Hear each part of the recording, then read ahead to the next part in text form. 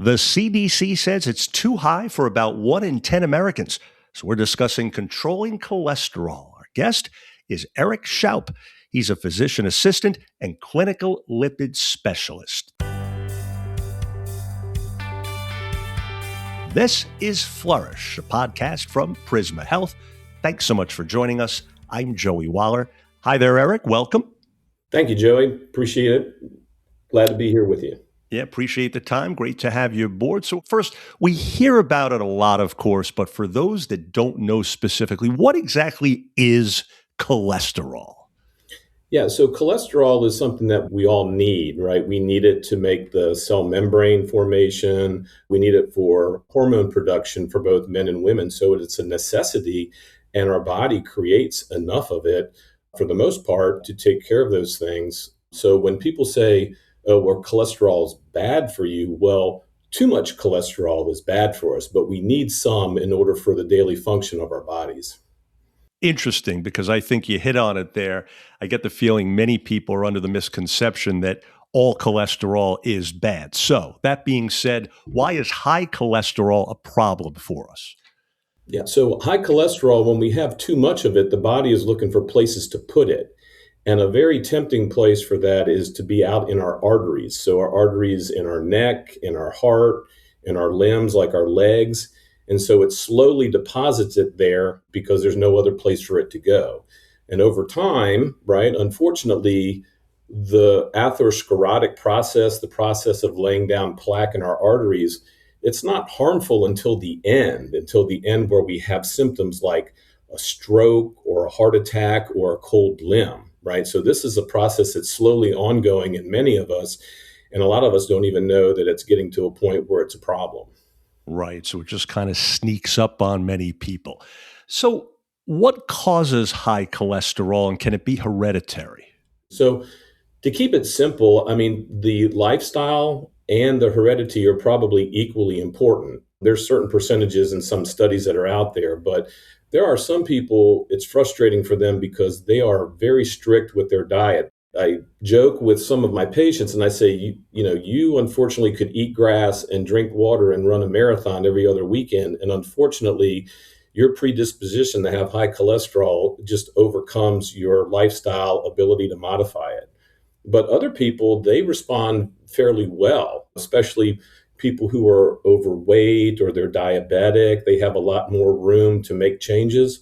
They can make some significant changes with their numbers in comparison to the other group that I just mentioned. So it's all trial and error. So I usually have people come in and they'll choose lifestyle modification for about 3 to 6 months and work very diligently. We'll see where they're at and decide where we need to go from there. But the first step is usually always lifestyle, unless they have a significant family history or they already have cardiovascular disease of some sort. Gotcha. So that being said, what's a quote unquote normal cholesterol range for most people? And there's also such a thing as good and bad cholesterol, right? So what's the difference between those two? So your basic lipid panel, you'll get a fair amount of information. You'll get a total cholesterol, you'll get it broken down into good and bad, and you'll get a triglyceride level too, because that's part of the process as well. So typically for most people, if it's what we call primary prevention, so you go to your provider and you don't have any history of any cardiovascular issue, your total cholesterol, roughly about 180 or less, is a good place to be. Your bad cholesterol, somewhere around 130, maybe below 100. There are risk calculators that are out there that you can see online. There's a Framingham risk calculator, there's a Reynolds risk calculator, but one that's probably used more than the rest is called a pooled cohort risk calculator. So this is something you can pull up online. It's got your age, your sex, your race, what your total cholesterol is, what your HDL cholesterol is, and are you treated for hypertension? Do you smoke?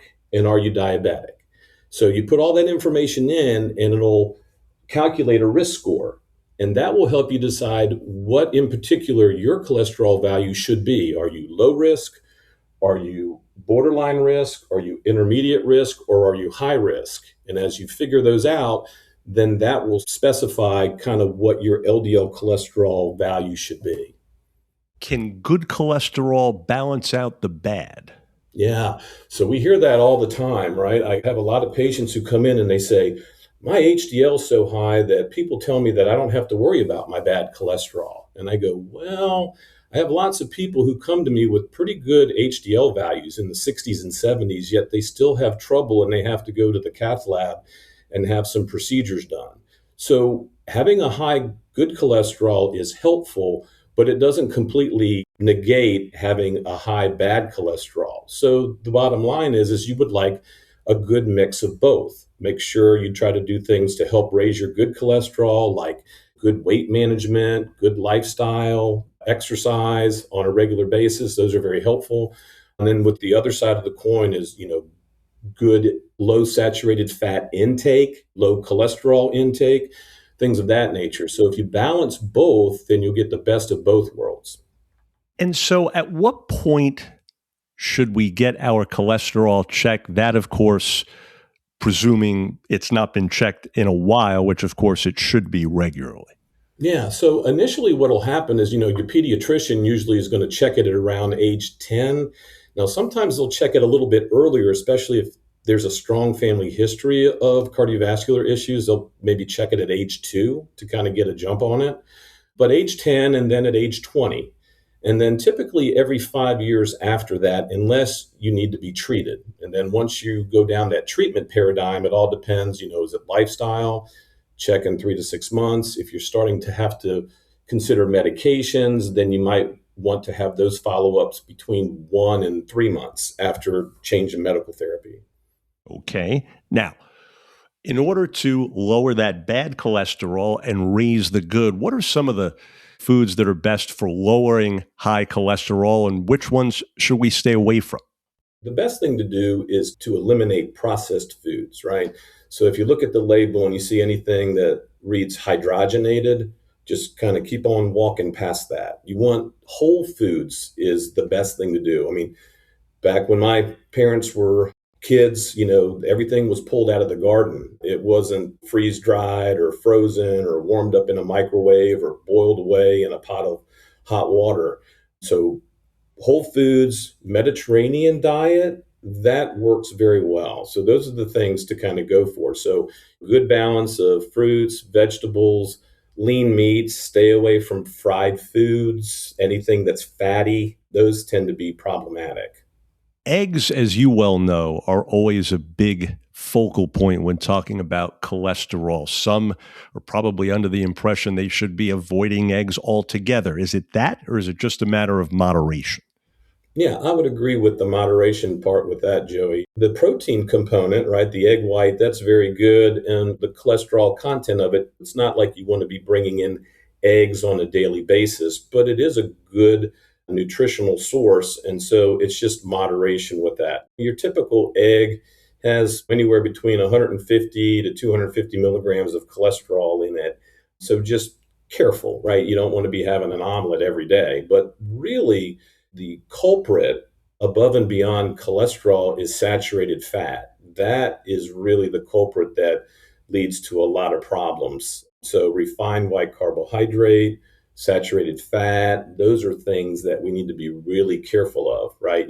White bread, white pasta, all of those things. They tend to turn into sugar very readily, and sugar causes blood sugar to go up. That causes your triglyceride levels to go up. That causes changes with your particle distribution. How we carry our cholesterol in our bloodstream makes it more harmful.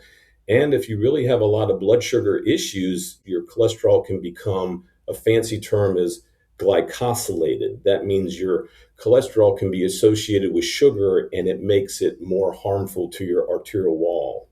And of course, it's always the things that taste best that have the most cholesterol, right? Well, that's what we're brought up with. But if we grow up on whole and healthy food, that tastes pretty good as well. But I agree. I grew up in the 1970s as I'm dating myself as a child. The big thing was Little Debbie cakes, right? Oh, man, that's taboo. That's nothing but carbohydrate and sugar. So, yeah. Absolutely. The oatmeal ones with the vanilla cream inside. That too. That's exactly right.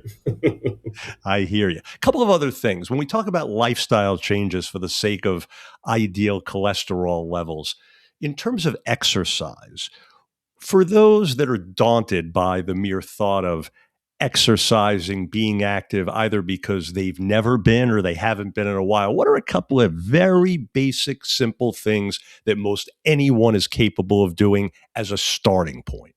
The first thing is move. Do something and do something that you like, right? People go and they say, well, I have to join a gym, and then they make me do stair climbing. They make me do the treadmill. Pick something that you enjoy. Now, I tell my patients that if you depend on Mother Nature for your exercise program, it will be 100% failure. Okay. It's going to get too cold, too wet, too hot, too humid, too whatever. So just make sure you have options. So, exercise, just a regular walking program is good. It's also good to add something that has some resistance activity. And that doesn't mean you have to go to the gym and pump iron. You can get a set of dumbbells at home. You can get bands that they use a lot of times for physical therapy, because you want to make sure, because a good healthy exercise program is aerobic, is for flexibility, and for strength. Those are all things. It's great if you can run like a gazelle, but if you can't do a pull up, that's a problem. And if you can't reach down and touch your toes, that's a problem too. So it's a balance of everything. Yeah, that well rounded point you make is a very good one because many people, that kind of escapes them. Also, in terms of medication, at what point should one be thinking about taking medication for cholesterol? And is it safe to say that it's better to rely on the lifestyle changes first if those can be achieved? When I have patients who come to me for primary prevention, so before they have any issues, like unfortunately, like a heart attack or a bypass surgery or a stent placed, I always try to get them to work diligently with their lifestyle for a good 3 to 6 months. So you have time, and then see where they land. Then you kind of put them into, okay, what's your family history? Okay, what's that pooled cohort risk calculator? Do you have like a predisposition for awful cholesterol? There's something called familial hyperlipidemia. That's a fancy term saying if you have that, the likelihood that lifestyle alone is probably not going to get you to goal. An easy way to calculate that is if your bad cholesterol, your LDL is 190 or greater, you have it, and then move from there. The other class of patient is the diabetic. So diabetics, they're treated almost like they have cardiovascular disease because of what we had talked about with the glycosylation of the cholesterol and more harmful. So that patient population, you tend to move to treatment earlier. But other than those, FH patients, diabetics, and people who already have established disease. Otherwise, it's okay, let's see how you can do lifestyle wise, and then we'll reassess. And in summary here, Eric, you've done such a great job covering some of these details. Overall, for those struggling with high cholesterol that are joining us and they want to know what's the main takeaway here, what would you say? I would say don't despair. When I first started in medicine, we had over the counter niacin and Questran, which is what you mixed in a glass of water like Metamucil and you drank it.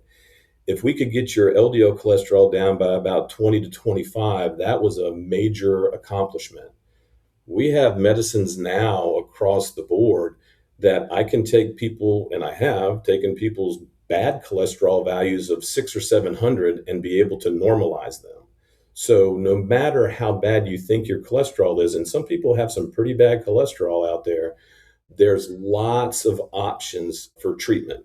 And just talk with your family provider if you need a cardiologist or an endocrinologist or a lipid specialist. We're all available in the community to help you. Well, folks, we trust you're now more familiar with controlling cholesterol. Eric Shoup, keep up all your great work. Thanks so much again. Enjoyed being here. Thanks so much for the opportunity. Same here. Great to have you on for this very popular topic with people, these days and really for as far back as I can remember. And for more information, please visit prismahealth.org/flourish. If you found this podcast helpful, please do share it on your social media. I'm Joey Waller. And thanks again for being part of Flourish, a podcast from Prisma Health.